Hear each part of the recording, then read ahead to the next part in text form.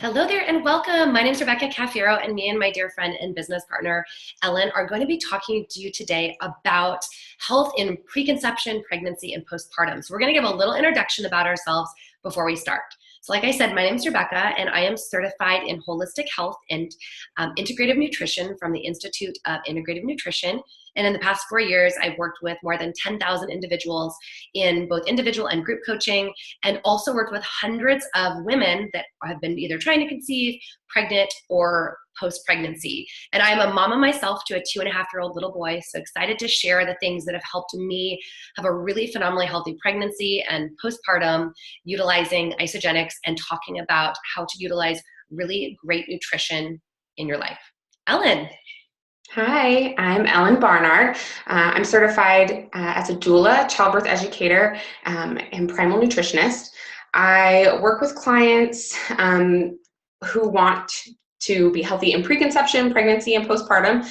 My focus is women, obviously, as a doula, but I got into isogenics because of my own journey, just trying to figure out where I was going for my health, to simplify things and to make it's so much more convenient, and to really focus on detox and balancing my hormones trying to get pregnant.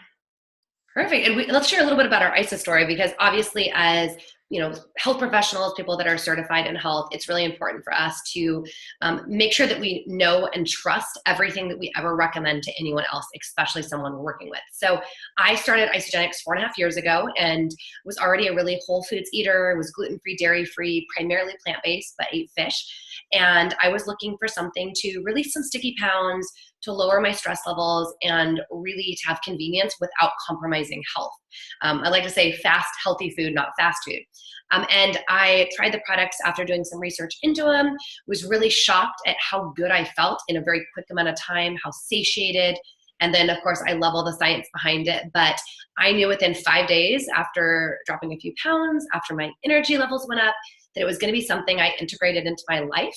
And I love the fact it's something that can go with us during the different seasons. So for me, it started with a little bit of weight wellness and reducing anxiety, and then it traveled into performance, into upping my lean muscle mass, and then into preparing for pregnancy, through breastfeeding, and then all over again about getting back to my pre-baby weight and pre-baby health. So for me, my journey started, like I said, out of convenience. I was already taking adaptogens. I was spending a ton of money on supplements. I was a super clean eater, and really just needed something that would make my days easier, and that was more cost effective. So when I saw Ionics and saw what was in those ingredients, and what the cleanse entailed, that was it for me. Once I chatted in length with you over nerding out on the science and just really feeling concrete about the quality, got my 30-day system. My husband and I started together. We both lost a ton of inches. It wasn't as much about the weight, but just about the inflammation for me. So already eating really clean. My husband started eating more, which was great. He thought that was awesome. So we had a great transformation. Felt really great, had great energy, obviously really convenient. And then I got pregnant, and actually miscarried, and Isogenics was really there for me post-pregnancy. And even though, I didn't have a baby, I had all of those hormonal imbalances and all of the symptoms. And so Isogenics really stepped in to really cleanse my body, get my body back to a healthy weight, but also just hormonally balanced so that I could spend some time really focusing on my health and start again. I'm currently 8 months pregnant. Show that belly. Very big belly down here. So little girl in there, and due in October. And so convenience again. Isogenics has just been something that I've been able to use through my pregnancy, and be able to have a really symptomless pregnancy. I mean, I'm really boring. There's nothing exciting about my pregnancy, and no crazy weight gain. I'm not swollen, any of that. And I really attribute that to how well I eat and how well I take care of my body. And part of that is Isogenics. So I love that. And I was going to say, I didn't even remember that, but I was able to wear my rings throughout my entire pregnancy and my shoes. I know I never had all those symptoms. So we're going to first dive into preconception, but we just again want to acknowledge you and thank you for taking the time out, because this is a very serious topic. And often, I mean, now if you're already pregnant, don't freak out. If you're already pregnant, you're still able to do so many good things for yourself. But if you're like, you know what, I might be 6 months or a year out from being ready to conceive, this is the perfect thing to be watching, because we really want to equip you with the knowledge and the tools to have, again, your healthiest, happiest experience becoming a mama. So let's talk first about preconception. Now, I'm going to start with what Isagenix addresses, and then Elena's going to talk about why those things that it addresses are so important when you're considering getting ready to conceive. So first is toxicity. And the idea is that toxicity enters our body from so many different ways. Obviously, our food is one, what we put onto our skin, what we breathe.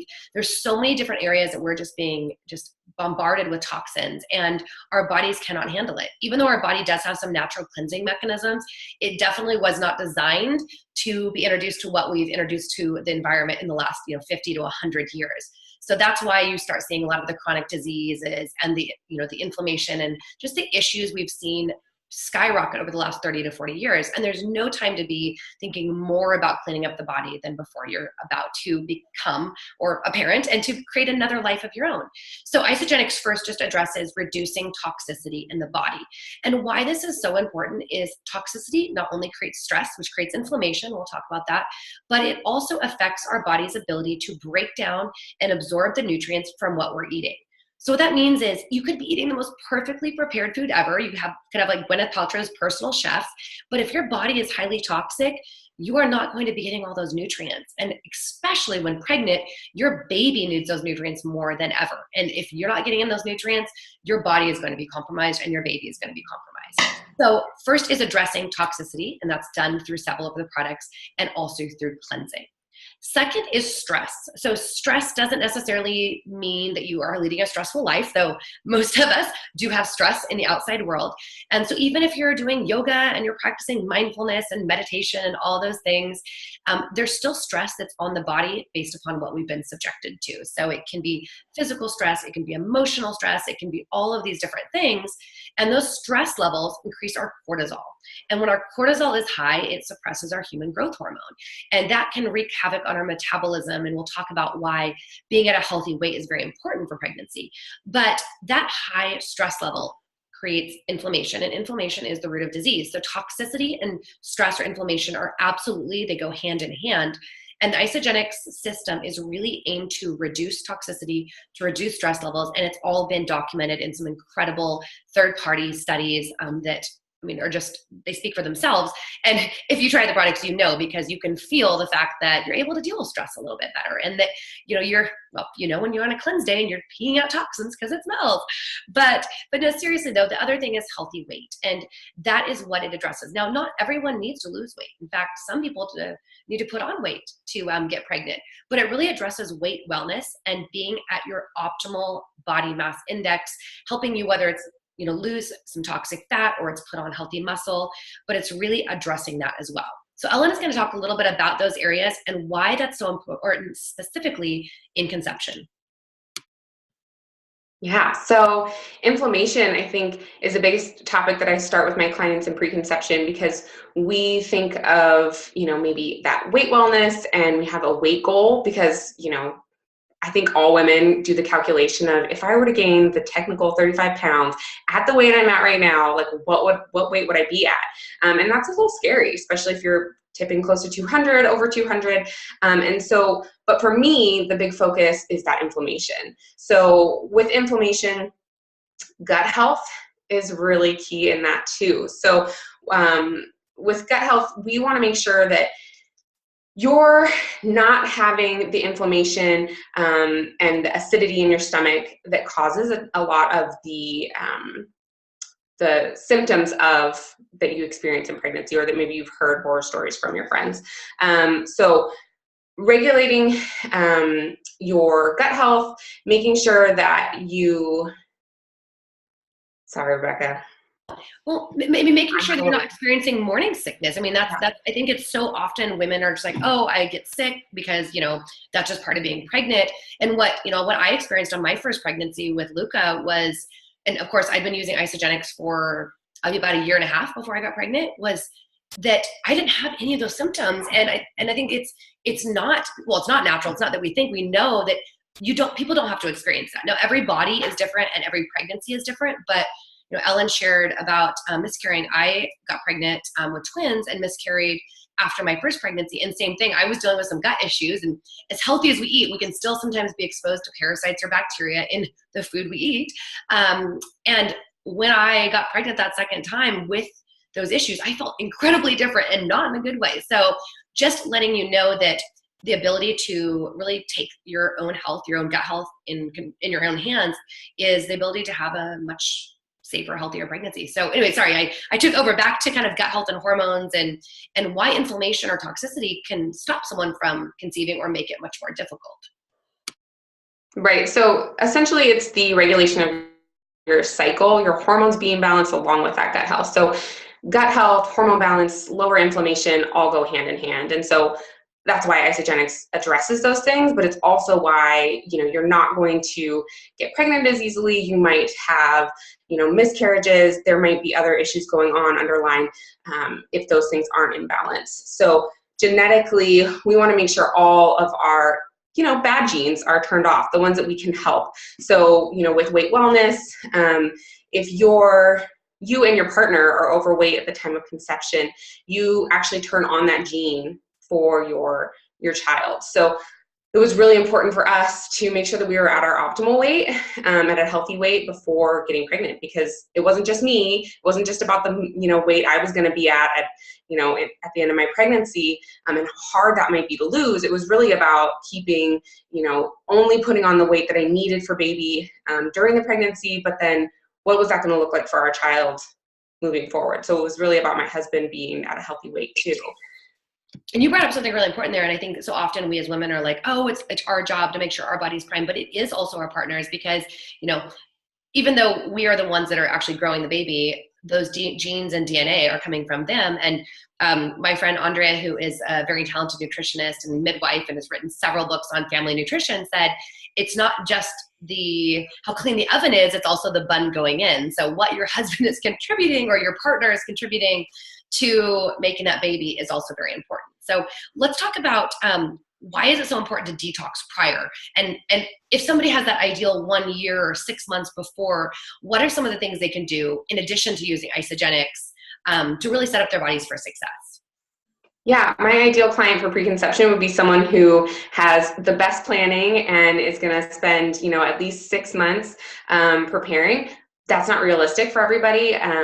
And if you're already on Isagenix, then great, you've already done so much for your body. But ideally 3 months to 30 days before trying to conceive, you want to be doing at least a basic system. So you want to be cleansing, you want to, be using ionics, managing that stress with ionics. And the cortisol that you're talking about earlier is all managed through ionics. So you want to start a 30-day system. You want to be cleansing, and you want to be really getting in a ton of protein, because it's hard, in pregnancy, when we'll get into that more in a minute, but you need a lot of protein. And so if you aren't used to getting in protein, this is the easiest way to get in protein. So, with the lower inflammation, you're going to be gluten-free, dairy-free, which Isagenix covers. That is the easiest way to lower your inflammation. And you're going to be cutting alcohol. You're going to be starting prenatals, and you're really just going to be prepared. So ideally 3 cycles, 3 months, you're going to be doing that. You're going to be cleansing, your 2 48-hour cleanses in the month leading up to. And then when you know you're ready, so say that's your 3rd month, your month 4 after your 3 months of cleansing, then you're going to stop taking ionics, you're going to stop cleansing, and you're going to just continue with the rest of the system. And really up your healthy fats. And then, you're going to be still taking your prenatals, not drinking, ideally. And then you're much more set up to have balanced hormones, low inflammation, low stress, low cortisol, and be able to conceive much easier. And ideally your partner will be doing this with you, because a lot of people say, well, I just want to cleanse once and then I should be good to go. But understand that this, first of all, you shower once, you're not clean forever, but you're also really wanting to dig in and really dislodge that stuff that's been buried deep in your body, in your cells.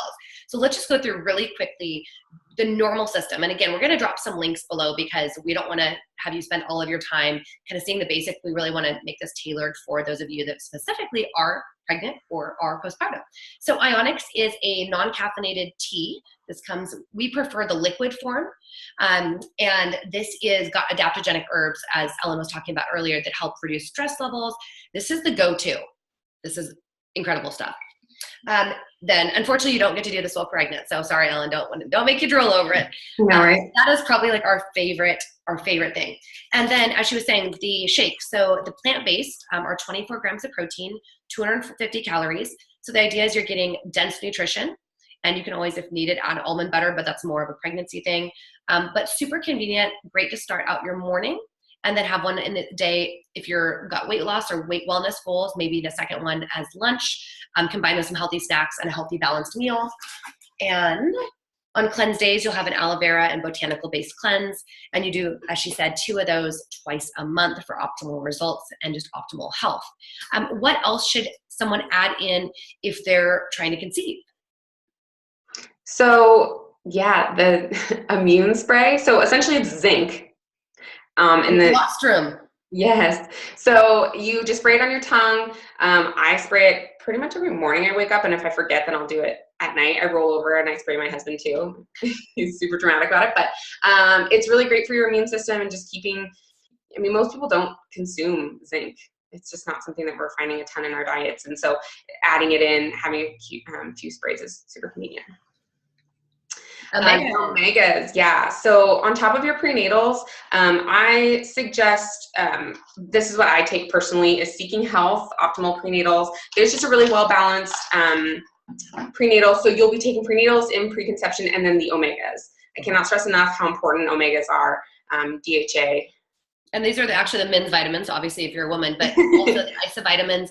They already actually have omegas in, even though I often take extra, and all kinds of other goodies. So definitely look at utilizing the vitamins in preconception. Yeah, and the omegas, the great thing is if you do partner them with the isogenics, you actually want to be taking double the amount, the serving, for just blood clotting. You got a lot of blood volume going in your body when you're pregnant. So when you are pregnant, I would just double them. And then fruits and greens, extra nutrition without lots of sugar. Right. Low carb, low sugar, and they taste super sweet.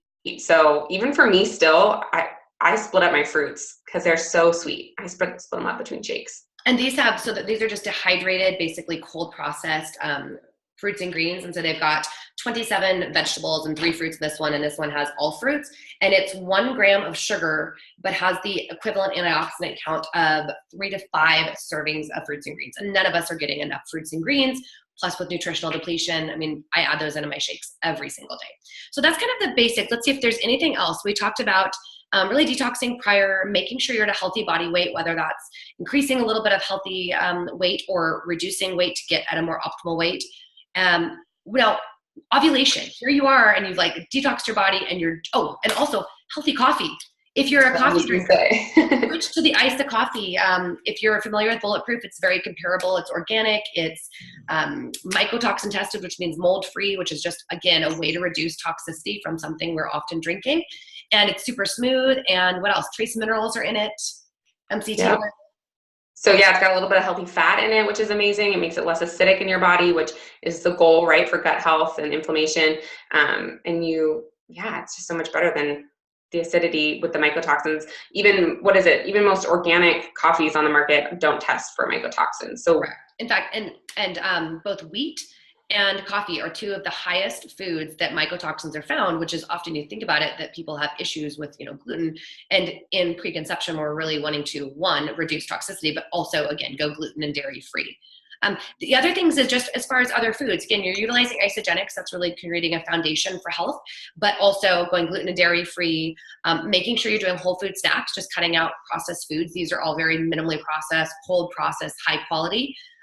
Lots of veggies, more than even fruit, and very quality meat if you're a meat eater. So let's talk, I think that's everything for preconception. Let's talk about pregnancy now. So hopefully now you have ovulated, you have, the goalie made it past the net, right? And you might be pregnant, or if you're watching this video and you're pregnant, let's talk about what to expect.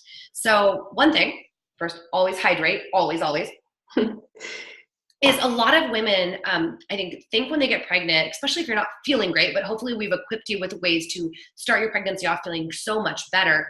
But a lot of women feel it's a carte blanche, just like eat whatever they want. Like, oh, I'm craving something, and often there's this, I'm gonna listen to my body, I'm craving this, I'm gonna go get it. But really understanding that, one, the amount of calories we actually should be adding on when pregnant is quite minimal. It's about 150 to 200 calories in your first and second trimester, and about 300 in your third trimester. And we'll talk about where those calories should be coming from. But also, often cravings, for example, when you crave sugar, it's often a sign that you're missing healthy fat. So I know for me, if I'm like, oh my gosh, I want to eat something sugary, I will have a little spoonful of almond butter with a dollop of coconut oil on it. And it just, 10 minutes later, I do, and of course, lots of water, because often hunger is really, a sign of dehydration. But just helping everyone understand that we should be getting those extra calories from very, very healthy fats, things like avocado, the MCT oil, and also from healthy protein. Those calories should not be coming from empty carbs. And so, Ellen, why don't you talk a little bit about, again, the gut health and hormone imbalance that can contribute to morning sickness if that's not resolved, and what someone can do if they're pregnant and they're watching this? Yeah. So I think in our society, it's like Rebecca and I are odd, or the unicorns of pregnancy, where you like don't have the complications. Like we said, I had some nausea first trimester. We were also traveling in Europe. So could be a bit of both things, but it never got on out of control, and I don't have the swelling. I've only gained 15 pounds. Healthy weight. So things like that are not out of your reach, and it's not unicorns that have those pregnancies. It's people who have been really mindful, have detoxed, and have gone into pregnancy with what Rebecca said. You're not using it as an excuse to eat whatever you want. Now, there are times we all give in and we have our indulgences and enjoy whatever things we're going to eat. But it's really important that we first decide that we're going to use nutrition and use, some supplements to really keep things at bay. So one of the biggest things is to protein pace. So you essentially make sure that when you get out of bed, some of my clients who are already experienced, maybe they've started with me, and they're already pregnant, and they get that true morning sickness. So the minute they're out of bed, they're already feeling nauseous, or maybe they're already really hungry and that wakes them up in the morning. I suggest having something at your bedside. So even if it's something simple like the kids pack of applesauce, the organic, whatever, get that in, and then go out and get your shake in, because you're getting immediate protein. Essentially, that acidity in your stomach is really out of whack. And so getting something in your stomach like the applesauce is just going to put a layer on top, and then you can go and have your protein. But it gets you to the point where you can still get that protein in. So starting your mornings with protein, your shakes are going to be used first thing in the morning, and then usually as a snack in the later afternoon. And then you're going to be protein pacing all day long. So you're just going to be, your meals aren't going to be, these high calorie meals every time. What they're going to be is based in protein, healthy fat, and then your carbs are coming from your veggies. And when you do that, you're going to make sure that your gut health stays really balanced, that your, that acidity is not bubbling out of control. So women who have heartburn, it's your stomach's too empty, you're probably nauseous, and then just think, okay, I can't eat anything. You know what it's like to feel like nothing sounds good. Definitely experienced that. So just force yourself, take a few sips of your shake, give yourself some grace, and sit there for a little bit and continue to try. And if it is, a spoonful of almond butter, or another form of protein, just to get some in, and then let your stomach settle. It's a really great way to start your day, and then continue with that protein. So in first trimester, you need 70 grams of protein, which thank goodness for shakes, because I don't know how else personally I would get it in. This is 48 grams for 2. And one thing I just want to add in really quickly, because I'm sure there's a lot of people out there, especially if they're not already utilizing isogenics, that are like, well, why wouldn't I just eat like 2 eggs and some sausage or something of that sort? And yes, again, we love whole food, but the other thing that we haven't addressed yet is bioabsorption or bioavailability of food. And often when we're eating something, our body is only breaking down maybe 20, 30, maybe 40% of it, which means you're not actually being able to utilize everything you're getting out of the food. So you're not getting what you see when you read the nutritional facts. the way that the shakes are formulated with digestive enzymes and trace minerals, they are formulated to be 80 to 95% bioavailable.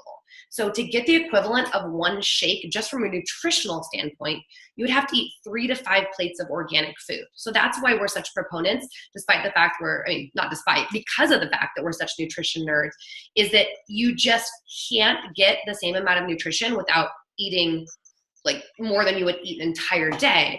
And that's why even if you're eating, the eggs or the avocado or whatever you're eating kind of for your late breakfast while pregnant, we recommend starting the day out with that shake because you're going to absorb it so quickly. It's convenient. When you don't feel good, you don't want to sit and cook for 20, 30 minutes, but also because it's priming your stomach for everything else you eat after that. Okay, that was my soapbox.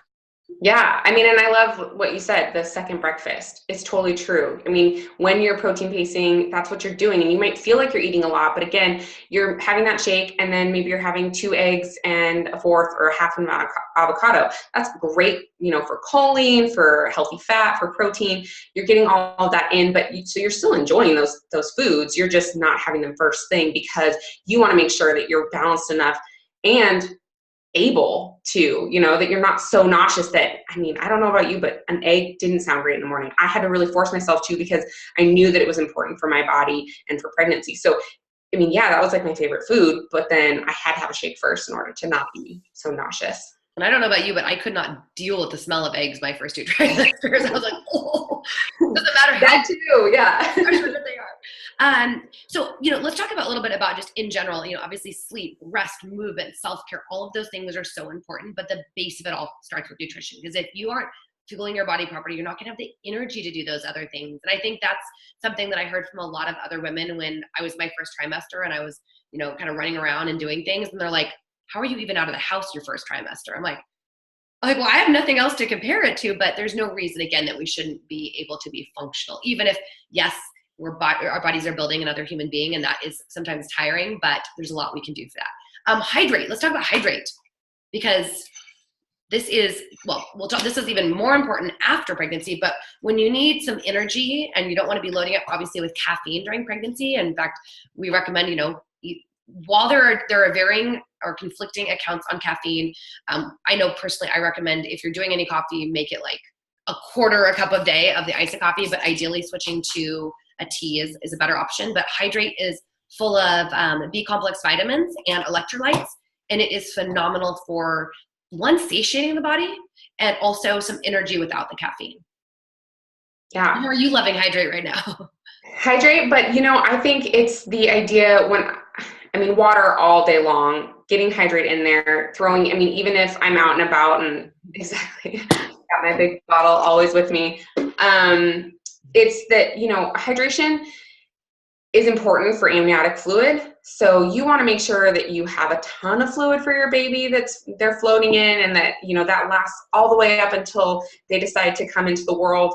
You don't want to get to your 3rd trimester and be induced because you had low amniotic fluid or, a placenta that wasn't thriving. So hydration really is the key of that. It also is going to help with nausea, keeping that acidity low. So, using hydrate, getting the B vitamins that are in that, along with the electrolytes, and then, a little salting to taste your food. So we miss that a lot. You actually don't avoid salt in pregnancy. You just use real salt. So sea salt, Himalayan salt, and you salt to taste your food. So you need those electrolytes. So, hydration is just a more enjoyable way to do it than salting your water. Absolutely. And you said something, and I don't want to make this too controversial, but you were talking about you don't want to get to that 3rd trimester and be induced because you have low fluid in the amniotic sac. And I think that whether it be gestational diabetes, there's so many things that women can experience and shouldn't have to experience during pregnancy that are so preventable. And often we're told oh, it's genetic, your mother had it, or et cetera. But really 97% of anything that is experienced is absolutely lifestyle linked, and it has nothing to do with genetics. And as we talked about earlier, even the 3% of our health that is determined by genetics can be manipulated on and off by the lifestyle choices we make that affect our epigenetics. So please take the responsibility of your health in your own hands, because nothing is predetermined and you have the tools. So that's all I'll say about that. Let's really quickly go through on pregnancy. We talked about, again, upping calories and the right types of things to eat. But let's talk about what products during pregnancy, in addition to your whole foods, your healthy veggies, your quality meat, your healthy fats. So these are some, actually, we'll go through the basics first. So using your shakes, making sure to get in 2 shakes a day, again, of dairy-free. And we can talk about why dairy-free, but especially because I've had moms that are not doing the dairy-free and they end up maybe going into labor early. Not because they're doing non-dairy free, but they go into labor 2 or 3 weeks early and they still have the dairy in their system. And when they breastfeed, it makes for a harder time breastfeeding. We'll talk about that shortly. But 2 shakes a day, usually 1 for your early morning breakfast and 1 as a snack. I know 3rd trimester for me, I was doing my 2nd shake at dinner, like at 6:37, because I could not eat a big meal when I had a 9-pound, 1-ounce baby. I mean, I was huge. But same thing. I mean, I gained about 30 pounds total. I was probably a little underweight to start. So that's a really great dinner option when you've had, your 3 o'clock meal has been a bigger meal. During pregnancy, you'll do the ice of fruits, but there is an herb in the ice of green, so those cannot be recommended. Some people do them, some don't, but the ice of fruits are great. You cannot do any of the adaptogenic products, so no cleanse, no ionics. The hydrate that we talked about, the omegas, iso-omegas, and those are, by the way, these are pharmaceutical grade, so which means they're incredibly, incredibly pure. And they're from Nordic fish, I think, in waters in Iceland, which is some of the cleanest water in the world. Fiber Pro, talk about why it's important to up your fiber. So that's another fun thing about pregnancy, which I actually haven't experienced either.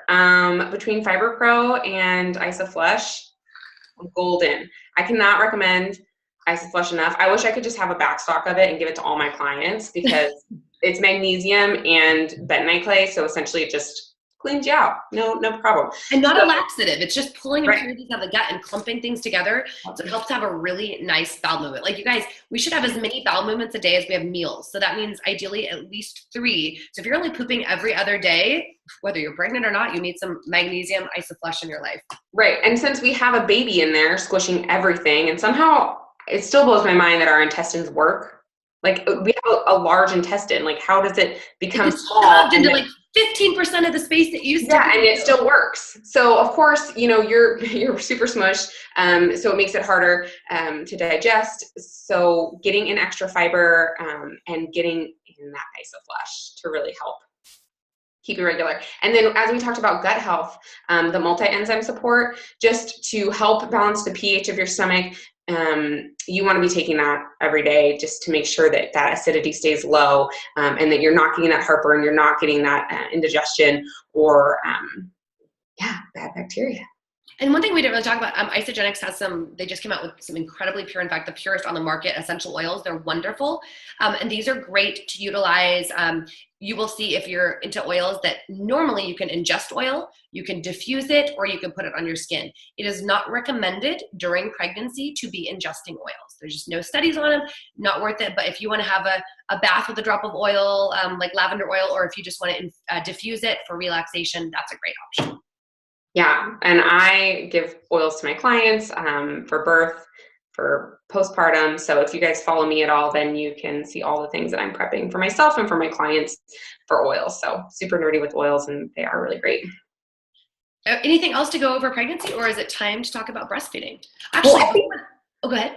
I was going to say fatigue. So fatigue is something, and I know you touched on it a little bit, and what our bodies are able to absorb through our food is really what's helping us, stay on top of that fatigue. That it's not, yes, believe me, first trimester, I took more naps then than I ever have in my life.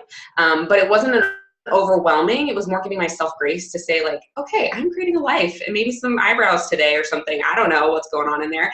I'm going to take a nap. Like that's okay. So one is not pushing yourself, but the other part of it is that there shouldn't be this overwhelming exhaustion that continues, especially into your second trimester. It's really the time when you should feel your best in pregnancy. So, absorption of food and nutrients is really key. So just remember, give yourself some grace in pregnancy, but also it's not something that you have to struggle with. And we're going to move on to breastfeeding or postpartum. But I wanted to say that Also, during actual labor, I had a long labor. It was 26 hours, and had a wonderful vaginal birth. And again, super super healthy child that has just never really had any issues. And he's 2.5. I mean, outside of he's a boy and he's constantly running into things and bruising himself. But during my labor, when you're not really allowed to eat anything, 26 hours is a long time to go when you're basically running a marathon, but with your lower half. I had a shake, and I like to tell people, like, I have not missed a shake outside of cleanse days in 4.5 years, but I had a shake and it was just so good. And then I was drinking hydrate throughout the entire labor to stay hydrated. So Right. Well, and oh, go ahead, Ellen. well, and hydration is actually one of the reasons that labor can stall, and so is just clinical exhaustion. So you want to make sure, your provider will be checking the protein in your urine and things like that to make sure that you're not clinically exhausted. But the big part of that is staying fueled. So, having little bites of even some of the bars, having some little snacks, and then, definitely shake and hydrate, because you want to keep that going. You don't actually want to get hooked up to an IV. So if you're not having a home birth, or something like that, where IVs are very generalized, you actually want to not get one. They overhydrate you, and that can lead to some other issues just postpartum, and getting rid of all of that fluid when you've been given too much fluid can be really hard on your body. So why do it? So just stay hydrated with some electrolytes. And of course, make sure you have a doula as well. Obviously, Ellen was, I don't think, did we know each other? We didn't know each other when. You had just had Luca a few months. Yes. And she was unfortunately too far away, but I will say my mom and my husband and my doula were all in the room the entire time. Actually, my doula was there the entire time. I think my mom and my husband both stepped out at points. But the doula is the most valuable person. They're your advocate. So if you are pregnant or thinking about pregnancy, like, get a doula. They're amazing. So, okay, now on to postpartum. Back to stay hydrated. I just will say, in breastfeeding, I would sit down, and we often don't realize that, one, like Ellen actually told me this, I didn't realize there was a science behind it, but you should have 20 ounces of water before a feeding, so before nursing. I just remember sitting down with my son, and I'd get him on and get him latched, and I go, oh, I need my water. And so I'd call to my husband, I'm like, honey, I need a big water. And I would have like a mason jar of water. He'd bring it out to me, and I say, I need hydrate in it. And he's like, you're fine, just drink it. I'm like, get me my hydrate. I could not get quenched. I mean, think about it, how much milk you're producing. I don't even know, half a gallon a day, it felt like. Yeah. I mean, probably. And that takes a ton of fluid on top of, just what your body normally needs. So hydrate was just my savior. Yeah, that 20 ounces before pumping or feeds. So important. The convenience of the shakes also are huge. I mean, I feel like there were days that I was like, did I even put my top on today? It was just like breastfeeding. And so having that convenience, it's really easy with a newborn, especially if you're a first-time mom, to wake up hungry at 6 o'clock, whatever time the baby wakes up, and then realize it's 11 a.m. and you haven't eaten. So shakes just make it so easy to get phenomenal nutrition in, and you can literally be drinking a shake while you are breastfeeding on the other hand. Yeah, and you don't have to have a chef in the house, right? So guys, like, whoever is around that's supposed to be feeding you and helping you while you're attached to a little one, it's really easy. They can blend you a shake. So they can't screw it up, even though my husband still doesn't get the consistency I like. But yeah. Talk about upping healthy fats and other dietary changes while pregnant. So for example, like adding almond butter into the shakes just to get a little bit extra healthy fats. Yeah, so I touched on earlier, in pregnancy, you really want 50% of your diet to be fat, healthy fat. So you're cutting out all the icky oils, all the processed stuff, but you're really upping the healthy fats that you're eating. So nut butter, coconut oil, cooking in avocado oil, your nut butters, avocado, any of those, butter, clarified butter if you do dairy, at that point in pregnancy. And then, in postpartum, you don't miss that. So in first trimester, it's 70 grams of protein. And then the third trimester, you're going up to, second and third trimester, you're going up to 100 grams of protein, and you're continuing that on into postpartum. And so you don't change the protein and you don't change the healthy fat consumption in postpartum. So you're still creating quality milk for that little human. And let's talk about the importance of going, like we said, going dairy-free earlier, but why? And it's because what's called the fourth trimester, which a lot of people are not familiar with, is the first 3-ish months after the baby is born. Now, babies are not born like fully ready. It's just that they can't get any bigger, and we want to be able to physically get them out, right? I mean, you're the expert on this. I'm not, but that is the time that the baby's digestive tracts are not fully developed, so they cannot process the protein from whey. So it's very important to make sure you are plant-based and not incorporating dairy. And I think it's so interesting that often we hear of, babies that are super fussy or super colicky, and it kind of resolves itself around month 3 and 4. And it's almost always that the moms are utilizing or eating dairy and it's in their diet, and they don't realize that that's what's causing a lot of the issue. Do you find that in your experience as well?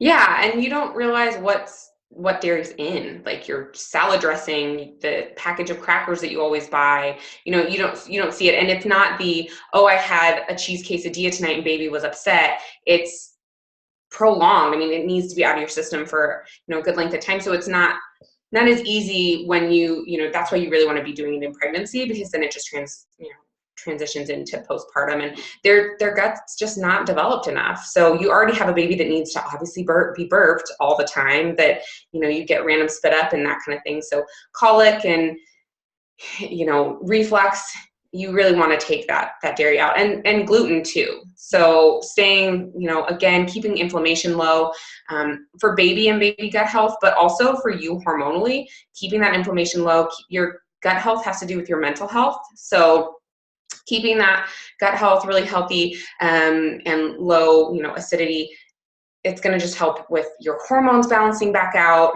you creating really good milk, and just not putting on the inflammation from the stress of lack of sleep, the stress of creating milk and being a new mom and all of those things. You want to keep all of that really low. So, and 80% of serotonin is produced in the gut. So that's the happy chemical. So if you're not taking care of the gut, again, you're eating gluten or things that are going to compromise the gut, it's affecting your happiness. And you're already sleep deprived. You already feel like a crazy person at times.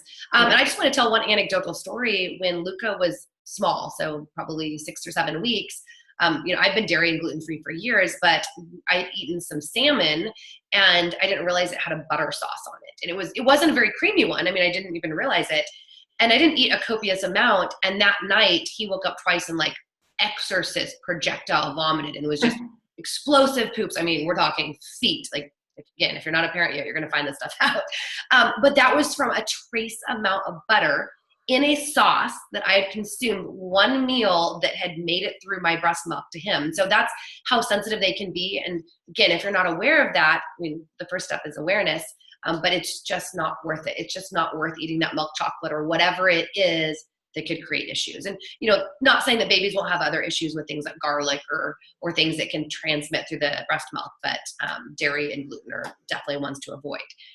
Staying hormonally balanced, you talked about gut health, and lactation stories. So maybe you're watching this and somebody sent this video to you and you are already like, you've got a baby and you're breastfeeding. And I want to talk about the importance for nutrition for having great breast milk supply. A lot of women struggle with breastfeeding. And again, we're going to be a little controversial, but breast is best, right, Ellen? I mean, vaginal birth and breast is best. So obviously things can happen that sometimes can, cause detours, but really, if everything is done correctly and you've got a doula or a midwife, I mean, there is not a lot of reasons that you shouldn't be able to have a wonderful vaginal birth and be able to breastfeed after. But I just was working with a mother and she had a 1-year-old and she was breastfeeding, and but her breast milk supply was just really depleted and was kind of faltering out. And she got started on isogenics. And again, she's breastfeeding, so she couldn't do the cleanse or anything, but starting on the shakes and some of the core products. And she said, Rebecca, within 3 days, I was lactating through my shirt. Like, her breast milk came back unlike it had ever been. And there's a lot of moms that we've worked with that, maybe try ISA between their first and second pregnancy. And they often, do it after the first pregnancy because they're looking to get back into, those pre-baby genes. And they not only have such a different pregnancy experience, but their breast milk second time around is amazing. I remember the first time my mom saw my milk pumped, and I've only been on ISA, but she's like, that is cream. I'm like, I know, that's good milk, and that's why I have a very robust baby boy, because he has been well fed. Anything else to add during postpartum? No, I mean, I think that a lot of women are really rushed to get back to baby, pre-baby weight. And I know a lot of women are trying to figure out how they can incorporate cleansing into postpartum. Again, it's a no-go if you're breastfeeding, but also just, giving yourself grace and remembering that it took obviously 9 months to create this baby in this life. And that if your focus is keeping your inflammation low and your diet is, high in protein, healthy fat, and you're getting those carbs from veggies, and that's really your focus, like just let it go and be a new mom and enjoy all of that, because babies go quickly into toddlers and adult children, and you just miss out on that. And so I would just say that you can cleanse again, and I know I already miss it, and I know I'm gonna miss it for at least another year with this baby's breastfeeding, but just try and enjoy where you're at. Exactly. I mean, breastfeeding postpartum is not the time to be thinking about dieting. But what we have seen is when you're nourishing your body properly, and plus breastfeeding is an incredible calorie burner, not to mention the best thing you could do for your child. It's the best gift you can give. But if you are utilizing 2 shakes a day, plus your other healthy choices, that is going to help keep you satiated. So you're not doing some of those, maybe not so great snacks. And I know for me, when I was breastfeeding, I just made a rule for myself. There was days I didn't have my 2 shakes, and I just never felt as good. Like the next day I was like, I don't feel as good. Or I'd notice I would start snacking more. My cravings would start to come up. So I just made a rule for myself that was not allowed to have any treats until I had a shake. So that meant that, ideally I'd have a shake in the afternoon before dinner, my second shake. But if I'd already eaten dinner, I would go, in fact, yesterday was a great example. My husband got pressed juicery, the freezes that are so good. I don't know if you've ever had those, but they're like ice cream, but they're vegan. And I was like, you know what? I could totally eat this right now, but I just want my shake. So I went and had my shake. A couple hours later, I had a couple bites of the pressed juicery, but I didn't want to demolish it. I wasn't like, ah. And so that's why it's just so important to satiate your body with great nutrition so that you're giving your body everything it needs to make the best decisions for your health and your baby's health. And that is it. So please share this video. We are really passionate about, helping moms and moms-to-be have the healthiest, happiest pregnancy. If you have any questions, you can find us on Facebook, Rebecca Cafiero, Rebecca Cafiero. It's down in the bottom of this recording. And Ellen Yates Barnard also. And if you're in the Washington area, well, she's not going to be available for a while because she's going to have a baby pretty soon. But Yep. If you also are looking for some one-on-one coaching to having the most optimal pregnancy and want an expert's advice, she is your go-to girl. Yeah, thank you. All right. Have a great day.